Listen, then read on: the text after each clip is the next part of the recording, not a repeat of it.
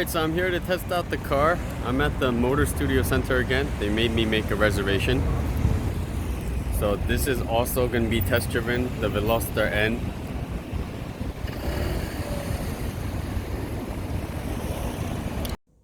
So let's take a look at the Veloster N. The first thing you'll probably notice, or that people have noticed, is the color, right? This baby blue color seems to be only N line, Hyundai N line specific. And the Hyundai Geniuses that they have over here, as in like Apple Geniuses, they told me that the Sonata will also get an N line, and that's already in the works with the former BMW M division, Albert Biermann. Anywho, if you look at the car, I think it's pretty good looking. I just wish that they used the more modern LED. I don't know why they chose to use this pixelated LED when everything seems to be more smooth these days. But overall, I think it's a pretty good looking hatchback, minus the thing with the 3 doors. The weird thing about this is the driver's door is much longer than the passenger door, and it's kind of weird, and I don't like how it's not symmetrical. Yeah, I know they're going for that whole 3-door look, or hiding that extra door. It's pretty cool, but it's a little weird, especially since you can't get in from the pass or driver side.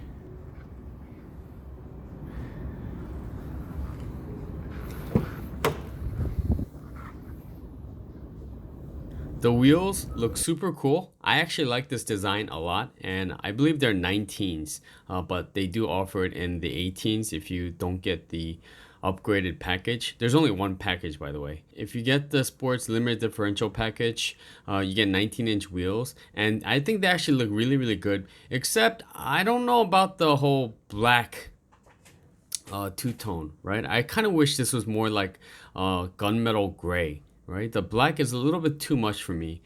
They do have red painted calipers, but they're not Brembo brakes like the Genesis G70s and the other cars. The back has these funky Lambo lights. I mean, they really do look similar to Lamborghini Aventador lightings, or the whole triangle aspect about it. And it does have a spoiler.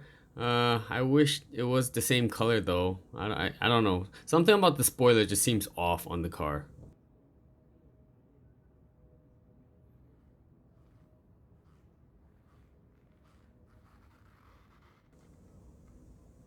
And just like the BMWs or BMW M cars, they also had 2 buttons, and 2 designated buttons. One is the N mode, and one is a customizable N mode button. And it's pretty neat, right? I really, for $30,000, I didn't know this car would be this customizable.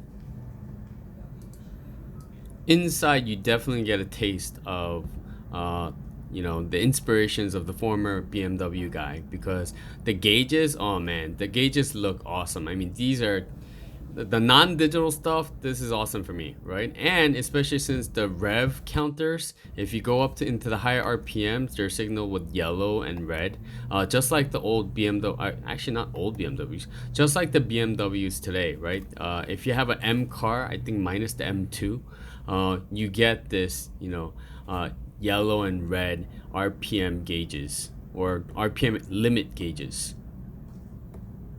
The shifter is super smooth. When I test drove it, I mean, the gears were excellent. The short throws were extremely short and precise. It's actually one of the better shifters that I think are out there. One thing I didn't like about this though was that the seating position seems to be very, very high. I'm not sure if it's because of the power seats on the car, which I don't really care for, but you seem like you're sitting really, really high, right? I kind of like it. I kind of would prefer it to be more hunkered down, so you're inside. You feel the car more. I kind of would prefer it to be sitting maybe 2 inches lower. I don't know how much that would be for the average person, but especially in comparison to the GTI, which I think this is aiming at, the seating position the seating position in the GTI is way lower. And as a result, I know it's cliched, you do feel more connected to the car if you're sitting lower. Overall, the interior is really, really well laid out. The only thing is that it really does have a lot of hard plastics. I think they really went all out on the performance, so they saved a lot of money here and there on the plastics because you can't notice in the videos, but everything around it just doesn't seem premium, right? You see premium things here and there, but there's a lot of hard plastics that you would see in like a base level Elantra, like a really base level Elantra. Also, the navigation, compared to the new Sonatas, maybe I'm just spoiled by looking at them.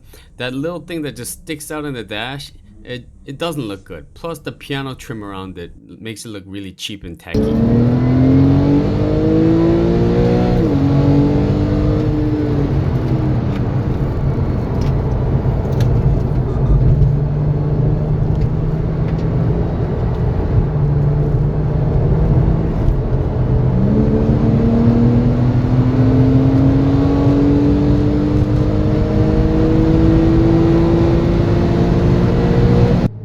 These cars, in terms of driving dynamics, I only test drove the Veloster for about 15 minutes, and you really can't get a good feel, obviously. The steering is quick, the shifter is very, very precise, but overall, it'd probably be the same as just another Veloster or the base Veloster. But on the track, these cars, I think they're awesome because I've been to the track maybe 3 or 4 times, and the track I go to, the Velosters are just ripping it. I mean, they're going past by a lot of the faster cars, and obviously it's because maybe there are better drivers inside there too. But apparently, at the track that I go to, Veloster is actually one of the fastest cars that they have.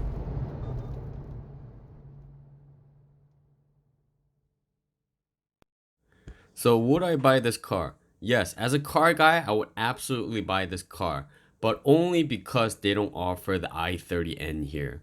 I personally prefer the design of the i30 much more, right? I think it's more elegant and understated. If the i30N was here, I pick that up, no question, right? But the Veloster N, for whatever reason, is marketed to here and I think the States. For $30,000, I think it's an excellent deal.